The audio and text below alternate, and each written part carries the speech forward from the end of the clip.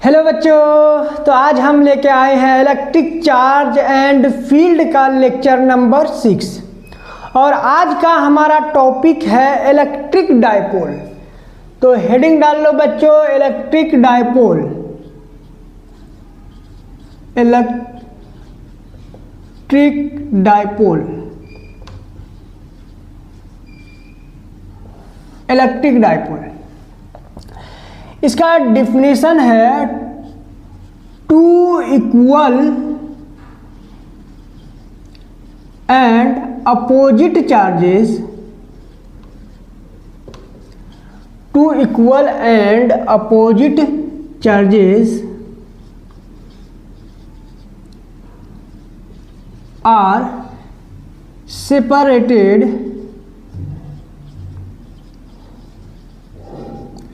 two equal and opposite charges are separated by a small distance,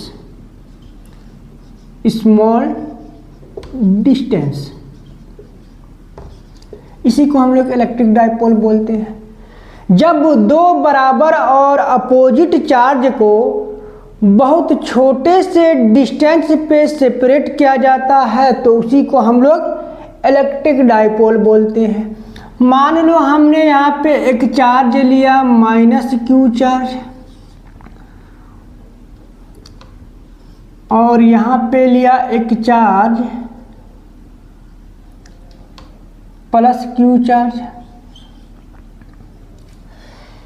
-q charge और +q charge. ये जो charge है इसके बीच का डिस्टेंस बहुत छोटा होगा, इसका डिस्टेंस होगा माइक्रोमीटर में, नैनोमीटर में।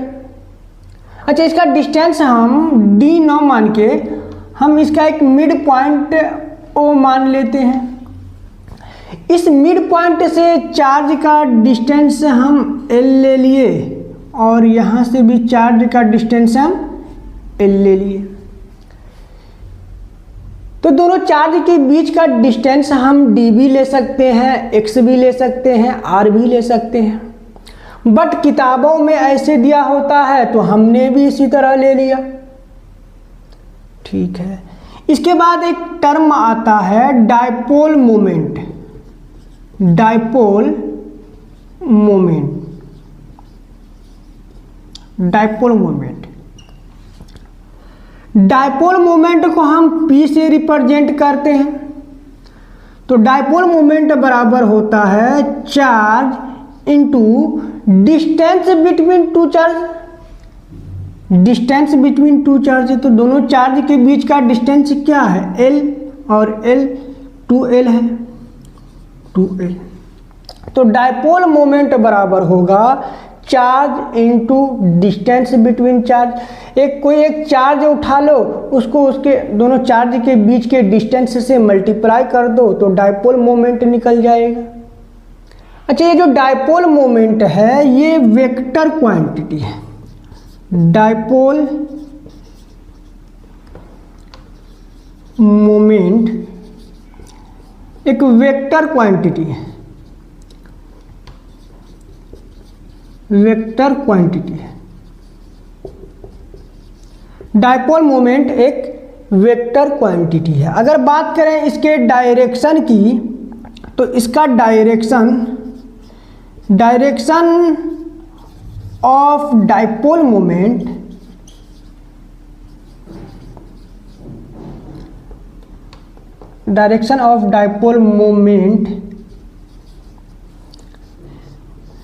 होगा negative charge to from negative charge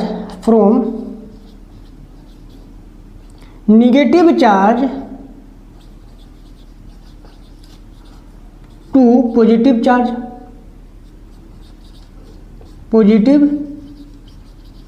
charge. Dipole moment एक वेक्टर क्वांटिटी है और वेक्टर क्वांटिटी है तो उसका डायरेक्शन भी होगा। तो बात करें अगर डायरेक्शन की तो इसका डायरेक्शन निगेटिव चार्ज से पॉजिटिव चार्ज की तरफ होगा। इसका जो डायरेक्शन होगा वो निगेटिव चार्ज से पॉजिटिव चार्ज की तरफ होगा। और अगर बात करें इसके SI यूनिट की तो इसका SI यूनिट कूलम्ब मीटर होता है। डाइपोल मोमेंट का SI यूनिट कूलम्ब मीटर होता है। चार्ज का SI यूनिट होता है कूलम्ब और लेंथ का SI यूनिट होता है मीटर। डाइपोल मोमेंट बराबर क्या होता है? Charge into length. तो डाइपोल मोमेंट का SI यूनिट क्या होगा? Coulomb into metre. तो डाइपोल मोमेंट का SI यूनिट कूलम्ब मीटर होता है। नोट कर लें इसको, नोट करें इसको।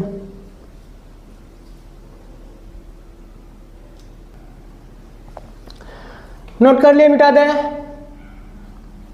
ठीक है।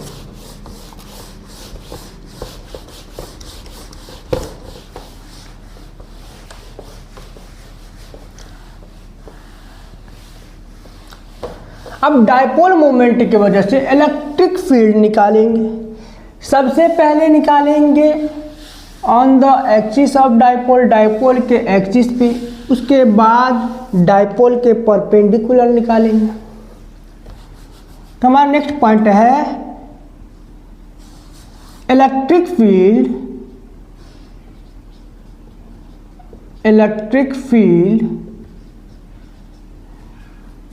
Due to a dipole. किसी डाइपोल की वजह से इलेक्ट्रिक फील्ड निकालेंगे। सबसे पहले हम निकालेंगे डाइपोल के एक्सिस पे। सबसे पहले निकालेंगे on the axis of dipole, axis of dipole. सबसे पहले हम डाइपोल के एक्सिस पे इलेक्ट्रिक फील्ड निकालेंगे। उसके बाद डाइपोल के परपेंडिकुलर निकालेंगे। तो डाइपोल के एक्सिस पे मान लो x डिस्टेंस पे हम डाइपोल मोमेंट निकालेंगे। At distance x from centre of dipole, centre of dipole. Dipole के सेंटर से x डिस्टेंस पे हम इलेक्ट्रिक फील्ड निकालेंगे। तो फिर से हमने यहाँ पे लिया एक चार्ज माइनस क्यू चार्ज और यहाँ पे लिया हमने एक प्लस क्यू चार्ज। तो इसका मिड पॉइंट हम O ले लिए। तो मिड पॉइंट से चार्ज का डिस्टेंस L ले लिए, ठीक है। तो हमको इसके एक्सिस पे किसी पॉइंट पे इलेक्ट्रिक फील्ड निकालना है। मान लो यहाँ पे इलेक्ट्रिक फील्ड निकालना है, यहाँ पे इलेक्ट्रिक फील्ड निकालना है। इस पॉइंट पे मान लो इलेक्ट्रिक फील्ड निकालना है। मान लो इस पॉइंट पे हमको इलेक्ट्रिक फील्ड निकालना है, इस पॉइंट पे।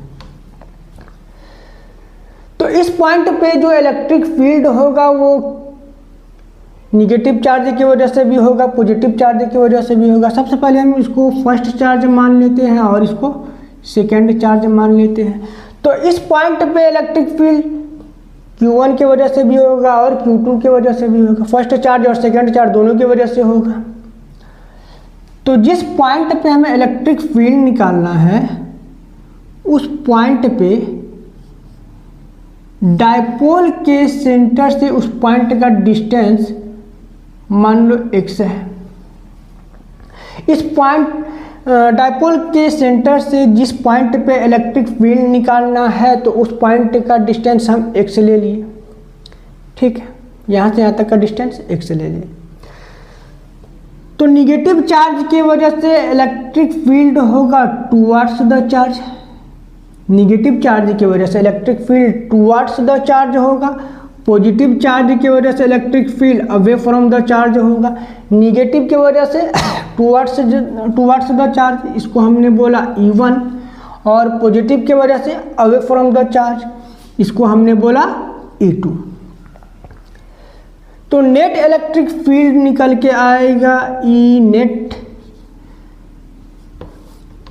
नेट बराबर होगा E2 माइनस E1।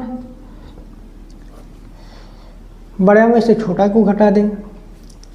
अच्छा, हमने ये जो एरो बनाया है ये छोटा बनाया है और ये बड़ा बनाया है, ऐसा क्यों?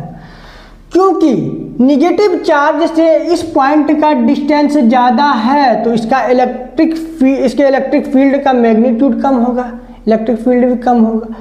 अब पास वाले चार्ज का मैग्नीट्यूड ज़्यादा होगा, ज़्यादा इलेक्ट्रिक फील्ड होगा, तो इसको हमने बड़ा बनाया है। ठीक, तो ई नेट बराबर क्या होगा? E2 minus E1। तो E1 बराबर सबसे पहले हम निकाल लेते हैं। E1 बराबर होगा KQ upon R square, distance का स्क्वायर। तो डिस्टेंस क्या है? E1 का डिस्टेंस क्या होगा? यहाँ से यहाँ तक का डिस्टेंस x और यहाँ से यहाँ तक का डिस्टेंस l। तो x प्लस l का होल स्क्वायर होगा। और E2 के वजह से इलेक्ट्रिक फील्ड, E2 का इलेक्ट्रिक फील्ड बराबर होगा KQ अपॉन फिर से R स्क्वायर, डिस्टेंस का स्क्वायर। इस बार प्लस Q चार्ज से इस पॉइंट का डिस्टेंस चाहिए हम, तो यहाँ से यहाँ तक का जो डिस्टेंस है उसमें अगर हम L घटा दें, L माइनस कर दें, तो इस पॉइंट का डिस्टेंस मिल जाएगा। तो x माइनस L का होल स्क्वायर। E1 बराबर होगा KQ upon x plus L का होल स्क्वायर। E2 बराबर होगा KQ upon x minus L का होल स्क्वायर। अब इसको यहाँ पुट कर दें तो क्या होगा? तो ई नेट बराबर होगा E2 का वैल्यू कितना है? KQ upon x minus L का होल स्क्वायर माइनस E1 का वैल्यू है KQ upon x plus L का होल स्क्वायर। यहाँ से हमने KQ को बाहर ले लिया, कॉमन निकाल लिया। KQ को हमने कॉमन ले लिया तो अंदर बच गया 1 बाय x माइनस L का होल स्क्वायर, उसके बाद minus 1 by x plus L का होल स्क्वायर। ठीक, इसका एलसीएम लेंगे तो एलसीएम लेने के बाद क्या होगा?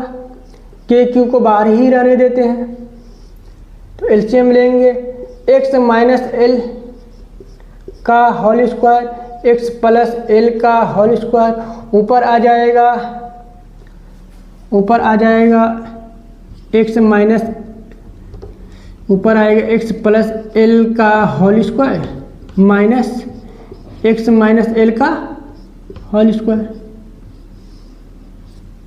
ठीक, उसके बाद सॉल्व करेंगे इसको हम लोग। इसके होल स्क्वायर को अगर हम तोड़ दें तो क्या होगा? A square plus 2ab 2lx plus b square l का स्क्वायर माइनस, फिर से इसके स्क्वायर को तोड़ेंगे हम लोग तो a square minus 2ab plus b square, और नीचे इन दोनों को मल्टीप्लाई कर देंगे कुछ देर के लिए। अगर हम स्क्वायर को भूल जाए तो ये क्या होगा? a minus b, a plus b, a minus b और a प्लस बी का फॉर्मूला क्या होता है? a square minus b square. तो x square minus l square का होल स्क्वायर हो जाएगा।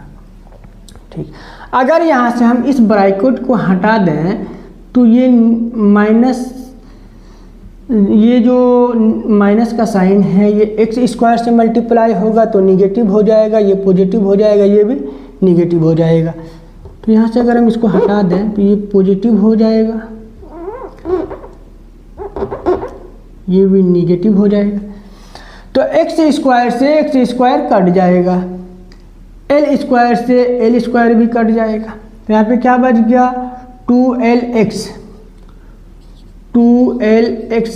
प्लस 2lx कितना हो जाएगा? 4lx।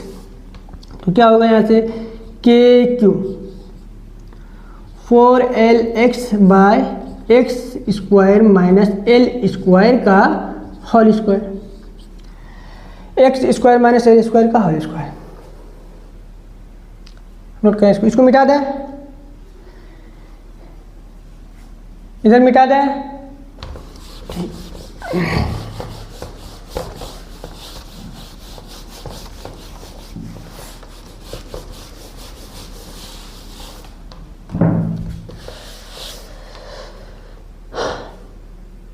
हाँ, तो अब यहाँ क्या निकल के आया, ई नेट बराबर क्या निकल के आया इधर से तो ई नेट बराबर निकल के आया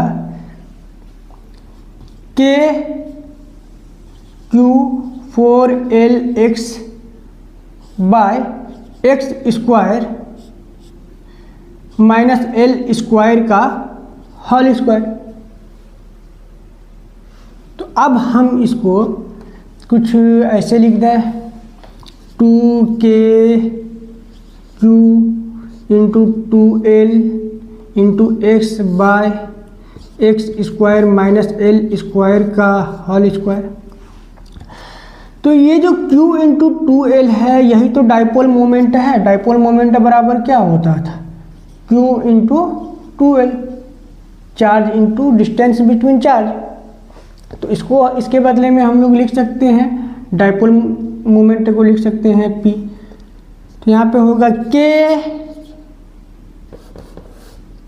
p x by x square minus l square का होल स्क्वायर। ई एक्सिस पे इलेक्ट्रिक फील्ड निकल के आएगा k p x upon x square minus l square का होल स्क्वायर। ठीक है, अच्छा हमने पहले ही बात किया था कि ये जो डिस्टेंस होता है दो चार्ज के बीच का वो बहुत छोटा होता है। ये नैनोमीटर में होता है, माइक्रोमीटर में होता है।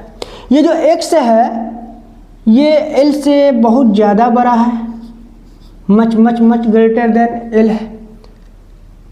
x l से इतना ज़्यादा बड़ा है कि l का वैल्यू लगभग 0 के बराबर हो जाएगा, l को हम 0 मान लेंगे। तो यहाँ से electric field on the axis of dipole निकल के आएगा k p x by x पे पावर 4 होगा तो ये कटेगा यहाँ, तो एक्स पे पावर 3 आ जाएगा। तो ई एक्सिस बराबर होगा के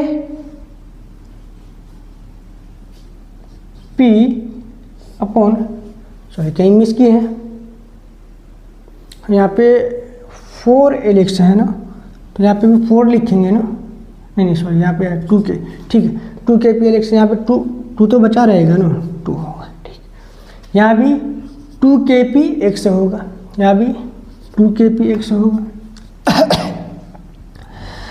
तो electric field on the axis of dipole होगा 2kp bye x cube. Clear है, इसको रट डालो, ये हमारा फॉर्मूला हो गया। अगर हम बात करें वेक्टर फॉर्म की, तो वेक्टर फॉर्म में इलेक्ट्रिक फील्ड क्या होगा एक्सिस पे, वेक्टर फॉर्म में इलेक्ट्रिक फील्ड होगा 2kp bye x cube. Note कर लें इसको। इसके बाद हम लोग सेकेंड पॉइंट पढ़ेंगे on the perpendicular to the dipole. Note करें इसको।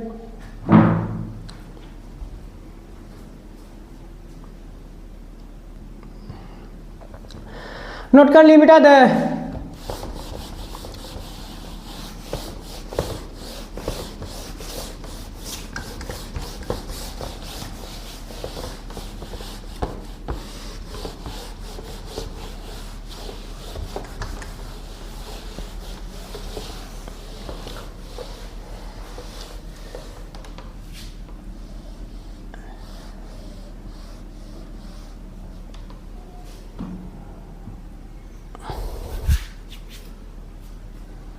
सेकेंड पॉइंट,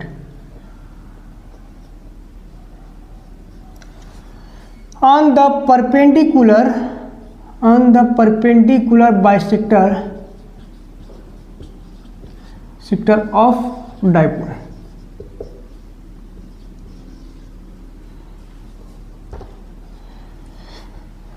सेकेंड पॉइंट है on the perpendicular bisector of the dipole. Dipole से परपेंडिकुलर हम लोग इलेक्ट्रिक फील्ड निकालेंगे। तो फिर से हमने यहाँ पे एक चार्ज लिया, मान लो यहाँ पे एक चार्ज लिया माइनस क्यू चार्ज,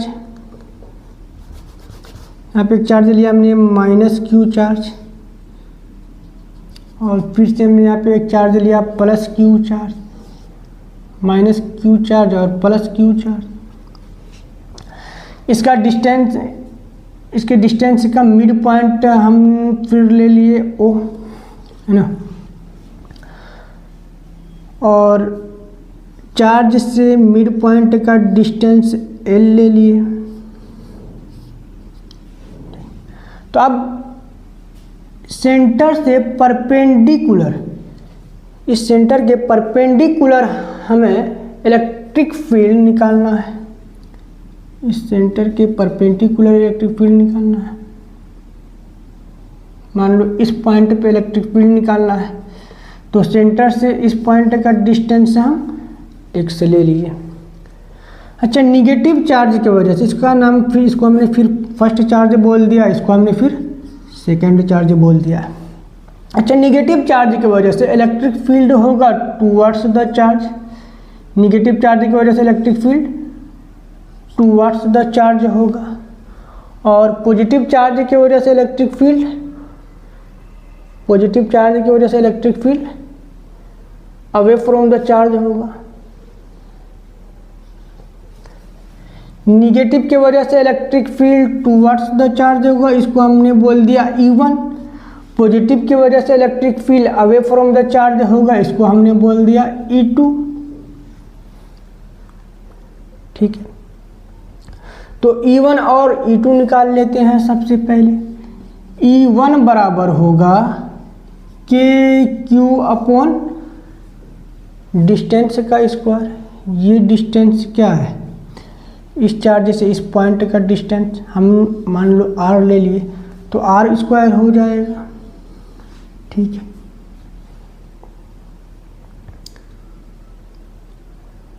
और E2 बराबर होगा KQ अपॉन इस पॉइंट से यहाँ का डिस्टेंस भी R ही होगा, सिमिलर ट्रायंगल बन रहा है R स्क्वायर। ठीक, अच्छा ये देखो, ये राइट एंगल ट्रायंगल बन रहा है, ये राइट एंगल ट्रायंगल बन रहा है, तो R स्क्वायर बराबर होगा x square plus L square. Hypotenuse का स्क्वायर बराबर होता है परपेंडिकुलर का स्क्वायर प्लस बेस का स्क्वायर। तो R स्क्वायर बराबर होगा इसके x square plus L square, तो R बराबर होगा under root x square plus L square. तो R स्क्वायर का वैल्यू क्या है, x square plus L square, तो इसको हम यहाँ पे पुट कर रहे हैं। तो E1 बराबर होगा KQ upon x square plus L square, और E2 बराबर भी होगा KQ upon x square plus L square. E1 E2 दोनों ही इक्वल है, दोनों सेम है, तो E1 बराबर है E2 के, तो कुछ देर के लिए हम इसको E मान लेते हैं। E1 और E2 दोनों ही बराबर है, तो इसको हम E मान लेते हैं। ठीक है, मान लो ये एंगल थीटा है, ये थीटा है तो ये भी थीटा होगा। अल्टरनेटिव एंगल के अकॉर्डिंग जेड बन रहा है ना। उसके बाद ये सिमिलर ट्रायंगल है तो ये भी थीटा होगा, जब ये थीटा होगा तो ये भी थीटा होगा। नोट कर लें इसको, पहले नोट करें पहले इसको।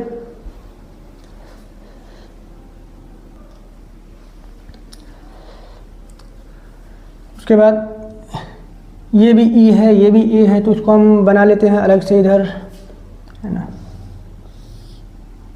ये भी E है, ये भी ई है, इधर भी ई है, इधर भी ई है,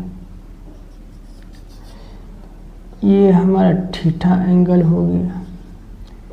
इस बार इसका दो कंपोनेंट होगा, थीटा वाले साइड का कंपोनेंट होगा ई कॉस थीटा, और परपेंडिकुलर वाला कंपोनेंट होगा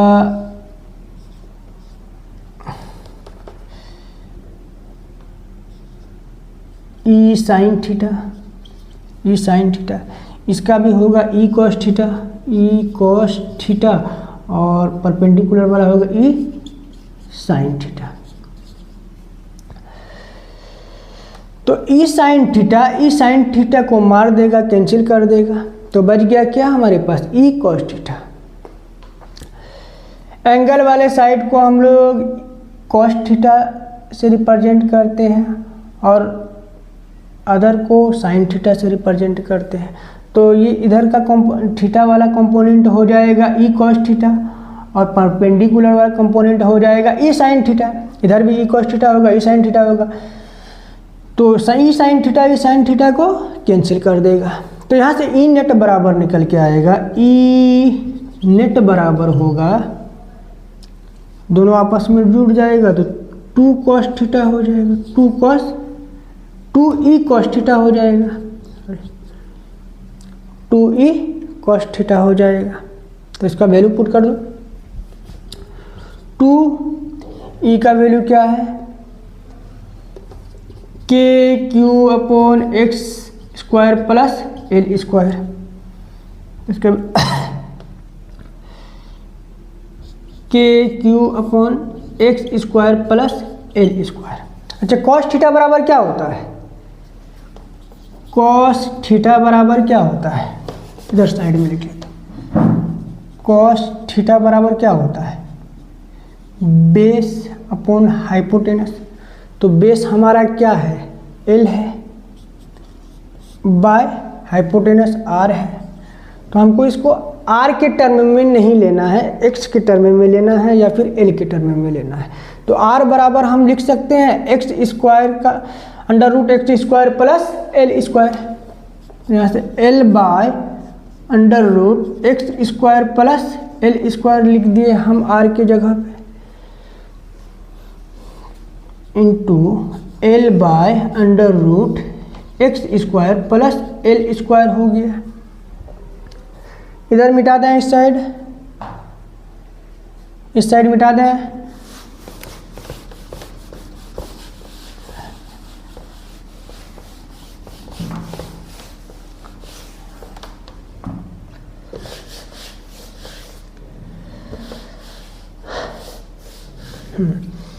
तो यहाँ से क्या निकल के आया, ई नेट बराबर,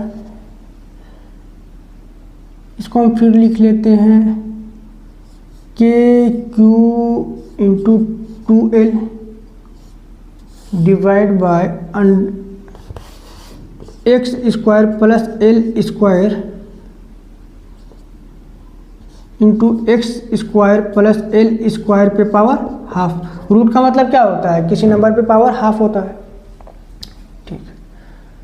तो ये फिर डायपोल मोमेंट बन गया, तो ऊपर आ गया के P upon x square plus l square, दोनों मल्टीप्लाई होगा तो इस पे पावर 1 है, इस पे पावर 1/2 है, तो पावर जुड़ जाता है मल्टीप्लाई होने के बाद, तो पावर हो जाएगा 3/2 हो जाएगा। Electric field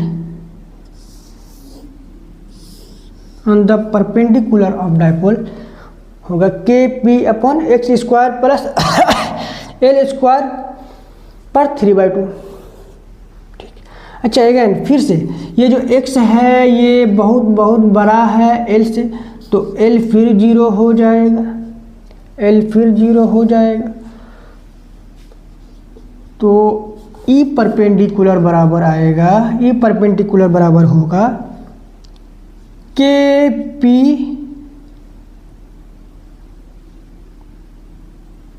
bye x cube. ये 0 हो जाएगा तो स्क्वायर से 1/2 से स्क्वायर कट जाएगा तो ऊपर क्यूब बच जाएगा। अगर इसी को वेक्टर फॉर्म में लेना है तो, इसी को अगर वेक्टर फॉर्म में लिखना है तो कैसे होगा? तो इसका वेक्टर फॉर्म होगा ई परपेंडिकुलर बराबर k p by x cube, negative में आएगा। निगेटिव में क्यों आएगा? निगेटिव में क्यों आएगा थोड़ा इसको भी समझ लेते हैं।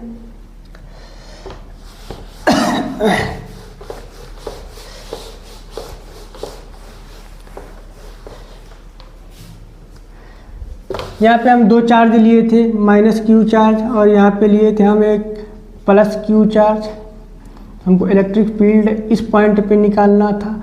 पॉजिटिव की वजह से इलेक्ट्रिक फील्ड अवे, निगेटिव की वजह से 2 वाट्स, तो नेट इलेक्ट्रिक फील्ड इधर कहीं आ रहा था।